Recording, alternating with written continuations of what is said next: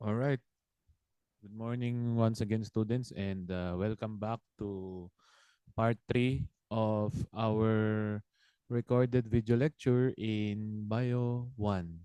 So we are now at the Calvin-Benson cycle, also known as the light-independent reactions, part of the photosynthetic carbon reduction cycle.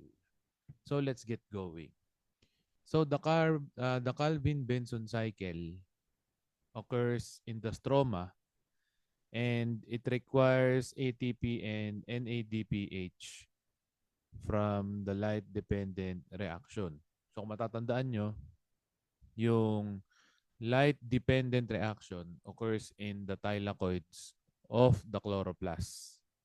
Okay? So ito naman ngayon, the Calvin-Benson cycle named after scientist Calvin and Benson, not the one you saw earlier, okay, happens in the stroma of the chloroplast. Kailangan daw ng ATP at yung electron carrier na si nicotinamide adenine dinucleotide phosphate. Okay? Or NADPH. So meron siyang tatlong phases, si carbon fixation, reduction or PGA reduction, and regeneration of RUBP, also known as ribulose bisphosphate. So simulan natin sa phase 1. Okay. Si carbon fixation. Ayan. Ito siya So papasok si carbon dioxide. Okay. One at a time. Okay, sundan natin maigi Ito siya. Tapos ano mangyayari? Okay. So gagawing mas uh, organic form yung carbon dioxide. Kasi kung matatandaan natin sa chemistry, si carbon dioxide ay isang inorganic molecule or inorganic compound. So gagawin siyang mas organic form para mapakinabangan ng mga halaman. Gagawin kasi nilang pagkain yan, class No? So, 3 carbon dioxide entering one at a time. Now, ito, si Rubisco, hindi yung biscuit na si Rubisco, magkaiba yun. Now, Rubisco will act as an enzyme, okay, to catalyze the conversion of carbon dioxide into 3-phosphoglycerate. Okay? Yan ang pangalan niya. So, ginamit yung carbon dioxide at i-convert siya to 3-phosphoglycerate or 3-phosphoglycerate. Ngayon naman, anong kinalaman ni ATP dito? So, papasok ngayon si ATP. Okay? 6 na ATP. Sa katunayan, yung i-convert, okay, ma-oxidize siya, magiging ADP na lang. So, from 6 ATP, naging 6 ADP. Okay? So, ano nangyari dun? Nag-release ng energy. Okay? So, from 3-phosphoglycerate, naging 3-bisphosphoglycerate. Okay? Ano nangyari? From phosphoglycerate, naging bisphosphoglycerate. Ibig sabihin nun, okay? So, from 3-phosphoglycerate to 3-bisphosphoglycerate, napunta yung inorganic phosphate dito. Okay? Kaya, nag-release ng energy, di ba? Nag-release ng energy, nag-bond si inorganic phosphate dito. Nakita mo naman, di ba kanina, isa lang yung phosphate chain. Ngayon, naging dalawa na. Kaya, bisphosphoglycerate Okay, so ano naman ngayon yung role ni NADPH? Okay, so dito papasok yung role ni NADPH. Sabi nga natin last meeting at kanina, tagakuha siya ng electron, di ba? So, totoo naman din. Okay? yung 6 na inorganic phosphate, kukunin ngayon yan ni NADPH. So, ano mangyayari? NADPH will be converted to, okay, will be converted to NADP+. In other words, NADPH will be oxidized. It will lose its hydrogen atom and become NADP+. Okay? So, moving forward, ano? Ano nangyari ngayon? So, papasok na tayo sa phase 2. Alright? PGA reduction. Okay? Ano ba yung PGA reduction na yan? Ito lang naman kasi siya. Si PGA ay tinatawag ding glyceraldehyde 3-phosphate or G3P. Pareho lang yun. Okay? So, na-convert daw yung bisphosphoglycerate to G3P or PGA. Pag sinabi kong G3P at PGA, pareho lang yun ha. Okay? So, phosphate glyceraldehyde, PGA yun. Oh, kung gusto mo ibang tawag, glyceraldehyde 3-phosphate. Pareho lang yun. Okay, wag kayong malito. Ngayon, anong pagdadaanan niya? Ito siya. Pupunta siya ngayon. Okay? Pupunta na siya ngayon. Papalabas na sa stroma. Okay? Pakikinabangan na siya ng mga dahon. Okay? Into a G3P. Okay? Into G3P or PGA will be synthesized and be converted to glucose and other organic compounds. Okay? Actually, ang product ng photosynthesis, usually kasi nakalagay sa chemical equation, 'di ba? Glucose. Pero nako-convert pa yan into sucrose, okay? Fructose and other organic compounds. Okay?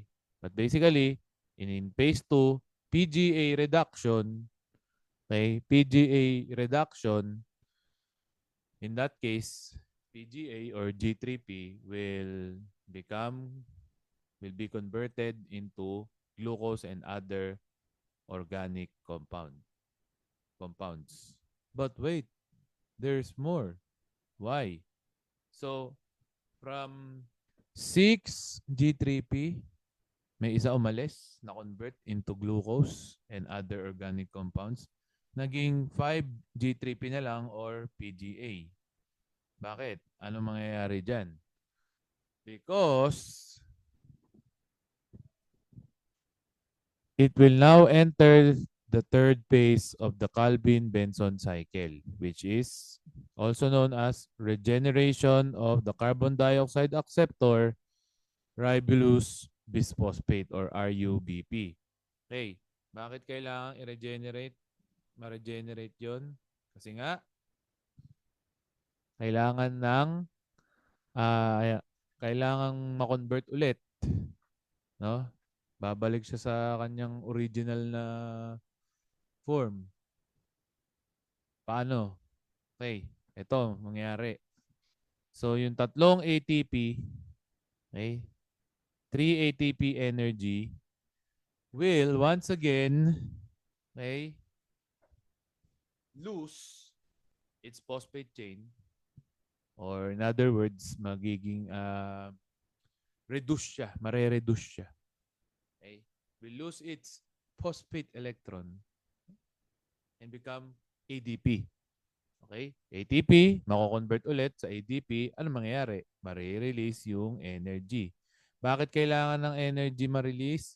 Kasi po, magiging mako-convert siya to ribulose bisphosphate. Okay? At yung ribulose bisphosphate na yan, babalik na naman siya uli dito sa panibagong cycle. Okay? So sir, sinasabi mo ngayon, sir, si carbon dioxide nare-recycle lang siya at nako-convert lang siya into much organic forms sa stage na to. Yes, kaya nga siya tinawag na cycle. Okay? Conversion of carbon dioxide, an inorganic compound, into much organic forms and eventually to sugar. Okay? Ganun lang pala yun, With the help of ATP, NADPH, or NADH, and RUBP. RUBP! Parang ano lang, wrestling entrance. Hindi. Okay, so moving forward, that is the Calvin-Benson cycle in detail. All right, so more of the stages, no? Let's expound further. So in phase 1, in carbon fixation, the cycle condenses each carbon dioxide and RUBP using the enzyme Rubisco. Ayun na, sinabi ko kanina yon. Okay? Si Rubisco ay isang enzyme na magko-convert or magko-condense kay carbon dioxide. Sino nga ba si Rubisco? Okay, si Rubisco ay tinatawag din na ribulose bisphosphate carboxylase or oxygenase. Wow, heavy. So, ibig sabihin lang naman nun, si Rubisco ay enzyme. It speeds up the chemical reaction. That is why the condensation reaction yields a short-lived, energetically unstable 6-carbon. Okay? 6-carbon intermediate molecule that immediately splits into 2 molecules of 3-phosphoglycerate. Ayun. Yun siya. Okay? So, i-translate natin yun sa language ng tao. Okay. Si Rubisco daw. Pumasok si carbon dioxide sa stroma ng chloroplast. Si Rubisco, yung enzyme,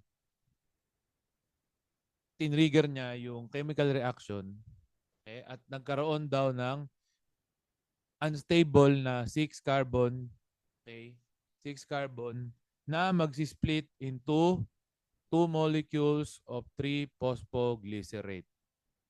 Yun. Yun yung nangyari. Okay? Tapos ano susunod? Sabi ko nga, PGA reduction. Yan yung phase 2. Alright, so dito sa PGA reduction, sabi each 3-phosphoglycerate receives a phosphate group from ATP. Ayun. Di ba? Si ATP na-convert to ADP. Yung inorganic phosphate nakuha ni 3-phosphoglycerate.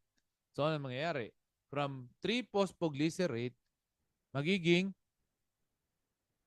1, isa daw siya, 1,3-bisphosphoglycerate. Yun.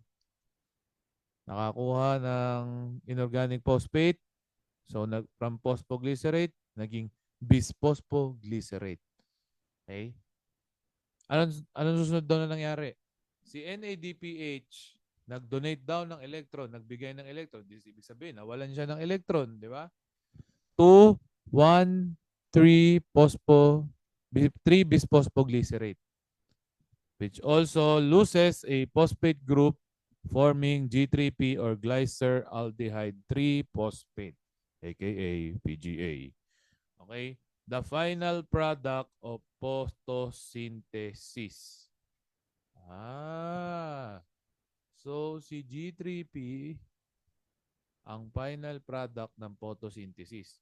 Kasi si G3P eventually, to make the long story short, yan yung magiging glucose, magiging fructose, magiging sucrose, etc.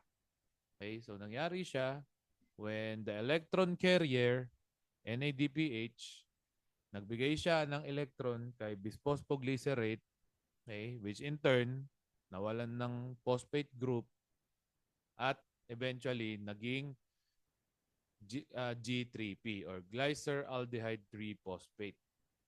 Okay? So, credits to NADPH at ATP sa stage na to. Okay? Para, isipin mo, Yung pinagdaanan ng glucose, no? Bago siya naging glucose, ito muna siya, phosphoglycerate, bisphosphogylucerate, and then eventually naging glyceraldehyde 3-phosphate or G3P. Okay? Ngayon, tinatanong nyo, ano yun sir, may memorize namin yung mga pangalan ng enzyme? Wag. Huwag nyo na i-memorize. No? Kailangan nyo intindihin dito yung nangyayari sa stage. Okay? So, hindi nyo kailangan i-memorize yung mga pangalan ng mga enzymes at compounds na yan. Okay? Next. Sabi dito, for every 3 molecules of carbon dioxide that enter the cycle, 6 molecules are formed. Okay? So may 3 daw na pumapasok na carbon dioxide molecules. Okay? May 6 na molecules na of G3P ang nangyayari. Okay? So 3 times 2, 6. Ganyan nangyayari. Nadudoble, di ba? Only 1 molecule of G3P is the net gain of carbohydrate because the 5G3P will be used to regenerate RUBP. So nakita natin kanina, no? Yung 6 na G3P na generate or nagawa. Isa lang daw yung G3P na pakikinabangan ng mga halaman kasi yung 5 i-regenerate siya uli. Okay? I-regenerate siya to RUBP. So, ano mangyayari dun sa isang molecule ng G3P? Ayun, mag-undergo siya ng series of reaction and eventually will become glucose. Ayun na nga. Tapos starch, yung starch, pagkain yan ng stroma. Or sucrose. Sucrose is a complex carbohydrate that will be utilized in the cytosol. Okay? But these processes are not part of the light-independent reaction. Sinasabi lang naman yan, pakikinabangan ng halaman yung G3P. Mako-convert into glucose, mako-convert into sucrose, magiging starch. So makakakain din yung halaman. Kaya nga, this is their way of making and processing food. Lastly, we have the regeneration of RUBP. So in the regeneration of RUBP or phase 3, the carbon skeletons of the 5G3P are rearranged into 3 molecules of RUBP. Ayun. Yung carbon skeletons daw, yan, nandito yan. Nung 5 G3P, i-rearrange daw siya, okay, into 3 molecules of RUBP. Okay? So, recycle nga, di ba? Nare-recycle yung carbon dioxide, okay? Nagawang glucose, i-regenerate into RUBP. In this case, 3 ATP molecules are spent in this event. Okay? In this stage, 3 ATP, yung mako-convert into ADP para mag-release ng energy para lang ma-regenerate si RUBP na magre-receive ulit ng carbon dioxide pabalik dun sa phase 1. Phase 1, carbon fixation. Phase 2, PGA reduction. And lastly, regeneration of RUBP. Now, this figure can be found in the photosynthesis interactive courtesy of Bioman Bio. And I highly encourage you to try that simulation. Not only it's interactive, but it will help you understand more about the Calvin cycle. And to wrap course outcome 5, to wrap up course outcome 5, we shall be playing this song entitled Araw to the tune of Dilaw by Maki. Okay? So, let's play this song. And while you're watching at the comfort of your PC or laptop, you can sing along if you know the tune. And action! Alam nyo bang muntik ka na, sumakit ang ulo ko. Dapat yan. Sa kakamemorize na mga faces ng bad trip na cycle na to. Mukhang photosynthesis na to. O bakit ba may dalawang major stages to? Light dependent Calvin ay kakaiba. Sa chloroplast ang tingin, sa dahon pasok ang ilaw kalma. Ngayon sa Tylacoils, huwag kang magmadali. Tubig na hydrolysis, nagkaroon ng NAD at ATP. Di na maghahanap ng kung anong kulay na para sa'yo. Chlorophyll green ang na-reflect dito. Hindi na kayo magugutom. May glucose na sa may chloroplast. Kung meron mang talay, nagbibigay ng inyong lakas. Ito yung araw. Di akalain si CO2 inorganic, gagawing organic, tas glucose na yan. Kumakalabi through visco, H2O pasok na. Stroba ng chloroplast. Mukhang di naman delikado. May tatlong pieces nga kasi na naman ito. Carbon fixation, PGA reduction, regen naman CR, UBP. Ngayon sa Tylacoils, huwag kang magmadali. Tubig na hydrolysis, nagkaroon ng NAD at ATP. Di na maghahanap ng kung anong kulay na para sa'yo. Chlorophyll green ang na-reflect dito. Hindi na kayo magugutom. May glucose na sa may chloroplast. Kung meron mang talay, nagbibigay ng inyong lakas. Ito yung araw.